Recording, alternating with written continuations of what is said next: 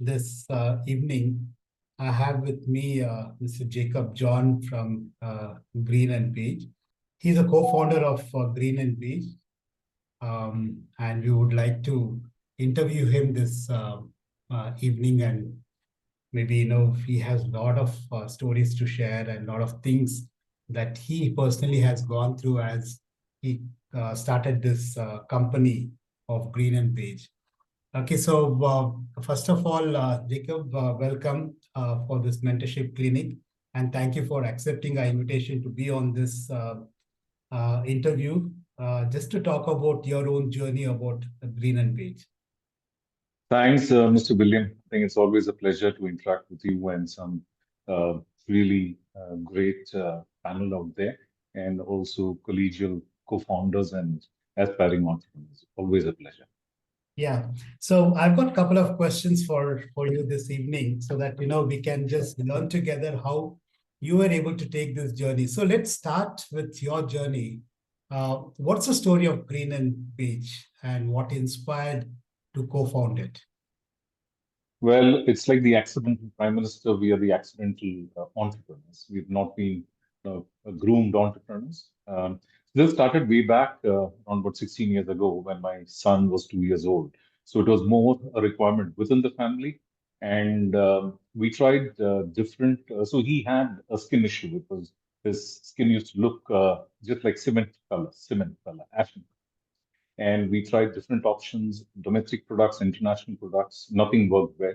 And my wife, Dr. Marin Lisa, she's a practicing dental surgeon, not a dumbass. She's one who believes less of the medicine, better the health, and she's not somebody who dumps any medicines onto patients. So she started working on getting the child rescued from whatever the issue he's having, and she started working on the creams and lotions. And this was the time when no internet was at 84 kbps or 124 kbps, no Google, no YouTube, right? So we she went through a hard time trying to work things out. To cut the story short, by the time he was 4 to 5, uh, the skin really transformed, and we realized at a particular point of time that contemporary products which are available in the market, they are not what they are supposed to be, right? And that's when we started thinking, and we slowly built up a small community of users. And these were the small community which motivated us. Okay, can we start off a commercial venture with these wonderful formulations? And we were not ready to do business because all of us had our own comfortable paid up corporate roles. Lisa had her own practice. So it took some pushing and pulling. And finally, I was part of corporate life. And then I moved out to this, built a blueprint, and that's how Green Beach started. Well, I know, Green and Beige is something which is very catchy. What is something that you want to share about this product philosophy, or the ingredients or the ethics behind this? So, no, as consumers, we use some sort of cosmetic or personal care product. Could be toothpaste or a soap or a shampoo, one way or the other. And somebody who's really an enthusiast of skin would have gone a little beyond in terms of serums and such like that. So there's no shortage of consumer brands or products out in India, leave alone the international market. But it, just like how Greta Thunberg came and activated the entire world on climate change, there has been a set of consumers who started questioning on what certain brands have been doing, their values, their philosophies. Though they found out that the values what they echo are not what is the brand has been giving them, right? And we saw the market products which were not transparent on the labels. The ingredients were listed based on conveniences or marketing claims, pretty misleading to consumers. And you would have seen, people who are skincare enthusiasts will start seeing a lot of X percentage vitamin C, niacinamide. These were all marketing games which have been there, right? And many of the times, what happened is there were products or ingredients that were supposed to be not there, but also included, right? We would have, if people who remembered the television ads of certain soap, a pink colored soap, I'm not going to name the brand, it contained triclosan, right? And that was banned worldwide. And it took some time for Indian FDA to realize that it could cause damage. And off late it has been banned, right? So there were these ingredients which the gullible consumers were being given upon, right? I'm not talking about all the brands, but there are plenty products and brands who give such ingredients to the consumers. And whether these ingredients are effective, are they in the right dosage? Well, none of the consumers can really make out, right? Just for an example, there is something called a ceramide, one of the costliest ingredients which is there, right? You will see a lot of ads coming 1% ceramide, 0.5% ceramide. Now, the truth is, ceramide is available as a raw material to us right from, say, 10,000 rupees up to 3 lakh. The difference is the active content of ceramide in this. When I say 1%, is it 1% of ceramide of, say, 10% or 1% ceramide of 50% or 80%? Right? Mhm. That makes a lot of difference because ceramide, if it has to work, it has to be there at a particular dosage. So these were certain ethical considerations which the consumers missed out. The other thing is the same repetitive products, ingredients were given with different colors, different fragrances to the consumer. So we started from 1G, 2G, 3G, 4G, 5G, now 6G, but cosmetic has been still in the same old rut, just changing the fragrances, changing the color, changing the texture, changing the narrative, right? So consumers with what is now currently available information, they're pretty smart and they started understanding how the spade looks like. And they're calling the spade a spade, right? And consumers were aware of environmental safety, right? Packaging, plastic bottles. But what they were not aware is the content of the product was also threatening for the environment, Mm. not just for the users, right? So that's when we started, when we had this product concept, we looked at this. We did not want to come with something that was injurious to the or harmful to the user or the environment. And we came across with a concept called as clean, CLEAN, clean. Okay. It's called the fashionably clean beauty, right? Now, clean beauty, unfortunately, is not documented or defined. Right? So the definition what we choose is the most orthodox way a clean can be put in, right? Clean is something that can be biodegradable in the nature. It need not be natural. It need not be vegan. It can be though, but whatever it is should be biodegradable and they should not cause any impact to the aquatic ecosystem. Mm. That to us is clean, right? Okay. Petrol is a natural ingredient, but once you burn it, we all know what damage it can do. So natural is not a visa to greatness, right? So Mm. that's where Green and Beige comes in as a clean brand, a very ethical brand, honest, transparent, effective, and most importantly, an environmental safe brand. That's what Green and Beige is all about. Wow, you have kept so many things into consideration. Now, I always think about, starting a brand is one thing, but scaling it up is another thing. Now, I just want to listen to one of the biggest operation or growth challenges you face, Jacob. Well, we started in the post-pandemic. We're the post-pandemic brand, and everything went on to the meta world. Everything went on to the meta world. Uh,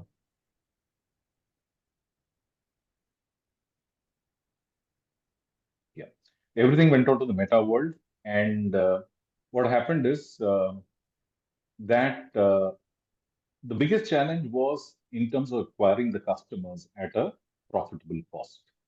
That was one of the biggest challenges which we faced at a particular point of time. And Meta is one platform where everybody is there, right? And so, how do you put in your narrative there? And how do you get the interest of the consumer and at what cost? I think that's been one of the biggest challenges what we had faced, and many of the brands continue to face that. Hmm. So, I know, like, there's a lot of competition in the market. Like, how did you build your brand presence? Uh, Right. So clean is a great thing to talk about, great thing to hear about. Practicing is one, and just talking about is another. And in today's world, people don't like sermons, don't like saintly lectures. So you just have just couple of minutes, which is there, right? And we had face care, we had hair care, we have body care, right? And we saw a lot of competition on. So we initially started with a face product, and then quickly realized, and that's what we call as pivoting. We quickly pivoted on a product which is the underarm care, right? We quickly realized there's a niche there. The Indian market has not really heard about it. At best, we only used deodorants or roll-ons for the underarm, right? And underarm was a segment which brands never spoke about greatly because of certain taboos involved. So we picked up that product, we weaved a narrative around, we built up the confidence campaign, raise your hands campaign, no nasties campaign. So that was the storytelling we went about. And through that, we were also able to communicate the clean aspect in the products that we had. And this for us became the hero product, and that was the hook for or a bait for the consumers to come into Green and Beige, try this product, love it, come back and pick up some other products. That's something which we pivoted upon and that worked really well for us. mhm. Well, if you could go back to day one and give yourself one piece of advice, what would it be? So I think a lot of goof ups that I personally had done. No, learning has been one. So I think the first thing which I would want, which I would probably inspire or ask budding entrepreneurs to be one is understand cash flows. And fortunately, I think the next session is on cash flow, right? Every concept is great until unless it gets you the revenue. Every marketing strategy is great until it starts getting revenue. And how do you manage it? What you get and what you spend. I think that's been one of the biggest learning, and that's one thing which you keep in mind. The other thing is get your blueprint ready for at least 3 years, and Mm. also have your pivoting system in place, right? If something doesn't go right, what can you pivot upon on your model to generate your cash revenue? And third, get surrounded by the right people. Get surrounded by the right people, because if you have the right people with the right attitude, I think that's the biggest thing you can get it. Be team member. It could be just the support element that you have or your peer group. I think the right people matters. Well, I think, you have journeyed a long time now. And what's next for Green and Beige? Are there new products that you're looking at, or markets, or any innovations? Yep.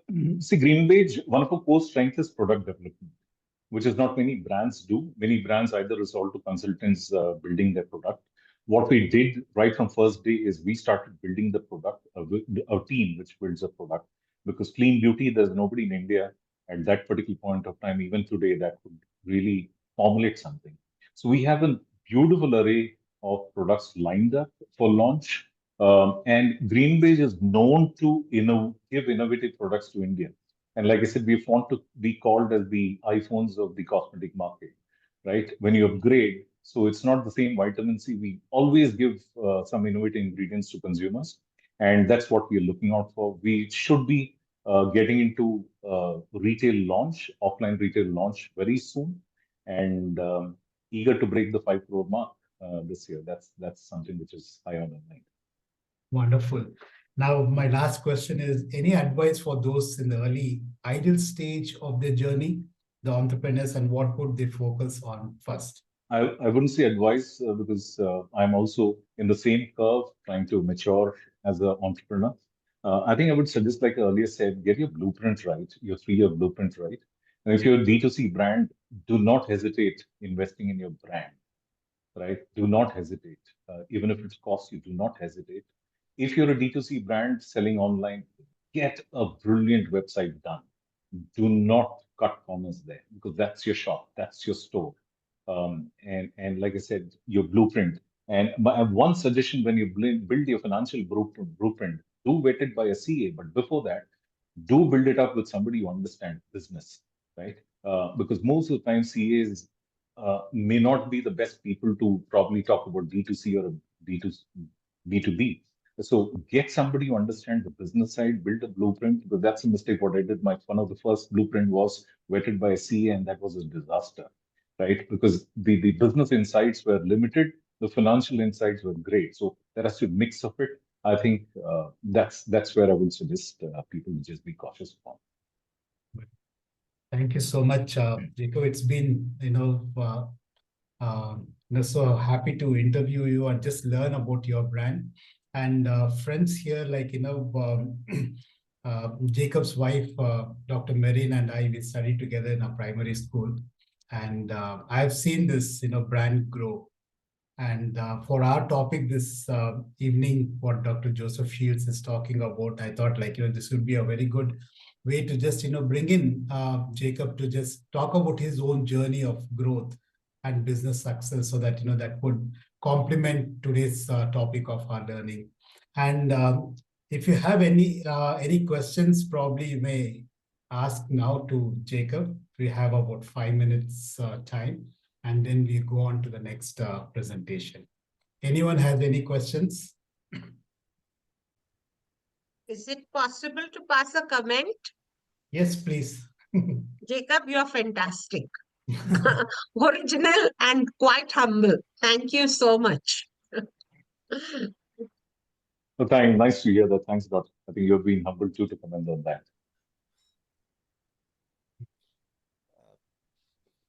Good evening. This is Jiva. Sir, it's an incredible journey. Being in a cosmetic brand where it is polluted with so many different products, right? It's also a confusing space where we're able to build a great brand. But how did you, build that marketing thing, right?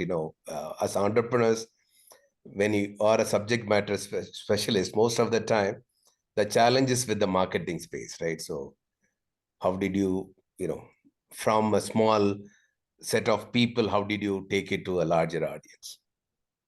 Jiva, thanks. I think there were two things, like I said, the storytelling. That's initially we were lacking there. We built up on the storytelling, understanding that people did not like lectures. So we had to be cautious on that and it was not product heavy. When we started communication, we never glorified our product. We had a wire media to communicate on the brand and the product. That's worked well for us. And we had a pool. In fact, just to share with you, we have a retention rate, and that's something which we love. It's around about at 45 to 46%. We're hoping that it reaches 50% of retention rate. The moment that retention rate comes in, then you have great testimonials within your pool itself who can get you testimonials and get the canvas bigger.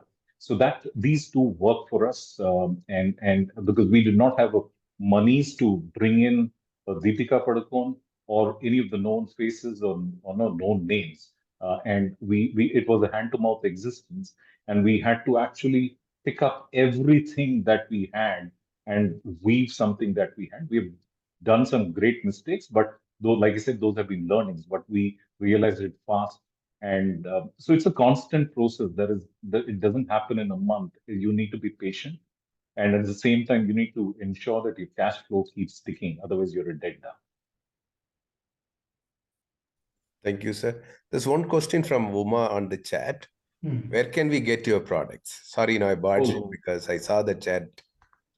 Okay, so we will make some money when you buy from our website because we don't share margins with great people on Amazon. So you can visit greenandbeige.com, and that's where you will get all the products. If that is an issue, you can always shop us on Nykaa. You can always shop us on Amazon. We would love to see you on our website, greenandbeige.com.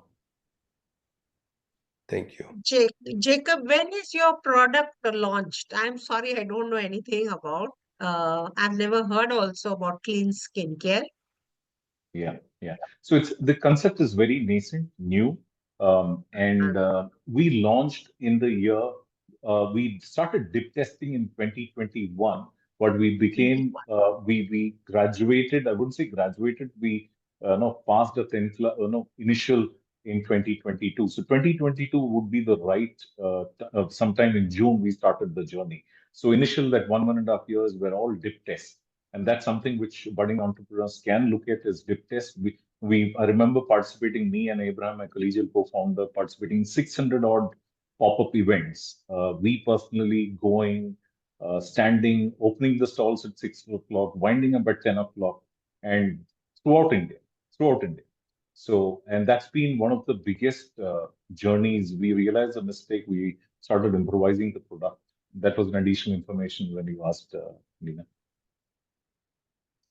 William, may I ask some more questions? 2, 3 more? Is it permissible because nobody else is talking? Maybe one you can ask, then One if no question. one, yeah, please. Yeah. Okay. Okay. Jacob, do you have a roll-on deodorants for underarms? Yes, we don't have roll-on, but we have serum. We have a serum Serum. Okay. for underarm, which takes care of odor, because we all have different type of odor. So usually the ones which are available in the market is it only masked with the perfume. So what our product does, it eliminates the odor causing bacteria. So when the odor causing bacteria is not there, then there is no odor coming in, right? So that's a serum format. It's nice. It doesn't stain, doesn't stick. And if you're regular, you can skip your bath the next day. Well, So I'm not motivating you to do that. Jacob, one more thing. Sir William, please excuse me. One more thing I would like to clarify. When we ladies go in for our tests, they say many roll-ons, deodorants are cancer causing. This is where I would like you all to explain a little more. After that, I will not ask any questions. I think I love you for having asked such a wonderful, responsible question. And this is one of the reasons why Green and Beige is there, right? We stay away from any ingredient that is proven or mentioned as an endocrine disruptor or a carcinogen, right? So you have salts of aluminum, which is there in most of the deodorants. Okay, you have other ingredients which is supposed to remove the odor, which are debated as cancer causing. So I'm not going to spread fear here. Don't use a deodorant; it will cause cancer to you. I'm not going to say that, but caution is always better, because the big corporates will never reveal everything. They will not tell you a lie, but they will not reveal every truth, right? So there, what we do is that we only use ingredients which is evidently, scientifically proven to be safe.